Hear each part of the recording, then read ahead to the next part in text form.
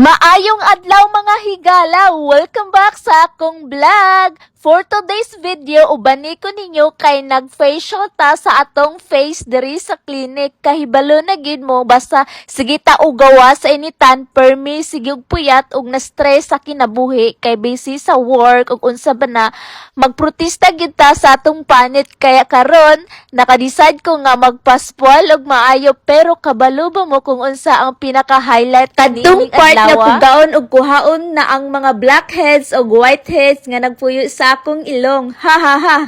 Abi na ko og makakita ko og kahayag sa langit kalami iba sa puga, pero luyo sa luha-luha sa mata. Lami kayo ang feeling kay nakuha gid ang mga dumi nga dugay nagpuyo sa akong nawong. Gikan sa pag-cleansing, pag-steam, pag-extract hangtod sa pagpa-relax og makapabugnaw mga mask, akong gipakita sa video ang tibok agianan paingon sa glowing skin. Kung gusto mo makakita kung giunsa nako pag-agwanta ang kalami sa freaking season, ug kung unsa kahamis akong face pagkahuman, watch hangtod sa tumoy. Ayag kalimot og like ug share. Ang pinakagusto nako nga part kay human sa kalami sa freaking gibunalan dayon og bugnaw og makaparelax nga mas aron ma-minimize ang kapula ug masunson ang panit. Grabe, lahi ra gyud kung mga professional ug eksperto ang mag-atiman sa atong nawong. Pagtan-aw nako sa salamin pagkahuman sa treatment, perti na akong lipaya kay presko, hamis ug klaro kayo ang instant glow. Ang katas on sa kumpiyansa sa kaugalingon, misaka na pud og balik, lahi ra gyud ang agi basta mag-investa sa pag-atiman sa atong panit ug panglawas. Kung nangita mo og motivation, sign o rason para mag-skincare o magpa-facial sad mo karon simanha, kini na gyud ang sign nga inyong gihulat.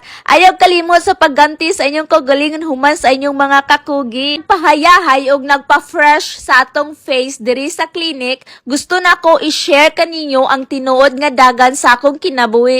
As an online affiliate marketer, daghang tao ang nagtanaw sa akong mga post ug miingon sana all permi na raman nagbakasyon.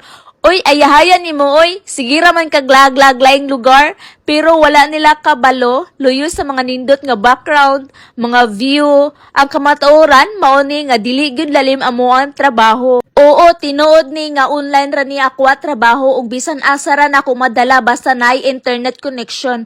Pero ang dako nga sakripisyo kay bisan nagbakasyon ko sa lain-lain nga lugar, nagtrabaho gyapon ko, walay saktong day off, wala jud mo kay sige mi og apa sa deadline.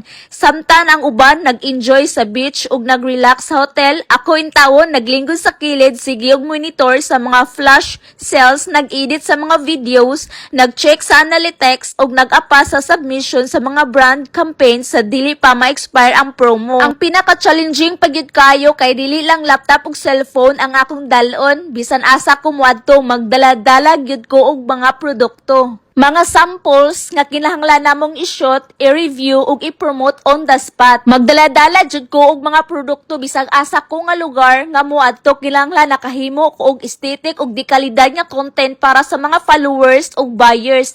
Ang stress sa paghuna-huna og bag-ong content idea samtang nagbiyahe perti gyud nakapauga sa panit ug makapabugat sa ulo. Kung usa sad ka affiliate marketer, freelancer o digital creator nga nagdala sa trabaho bisan asa nga dapit sa kalibutan, kini nga vlog para kanimo ni. Balo jud ko sa inyong kakugi ug sakripisyo. Unang karong nga adlaw nakaingon gyud ko sa kong kaugalingon, dili na gyud ni pwede pasagdan, kinahanglan nako hatagan og ginalian nga break time og pagpanggang akong panit nga na stress sa puyat. Kini nga facial mao ni ang akong saktong ganti og general cleaning human sa perti nga gubat as an online affiliate marketer.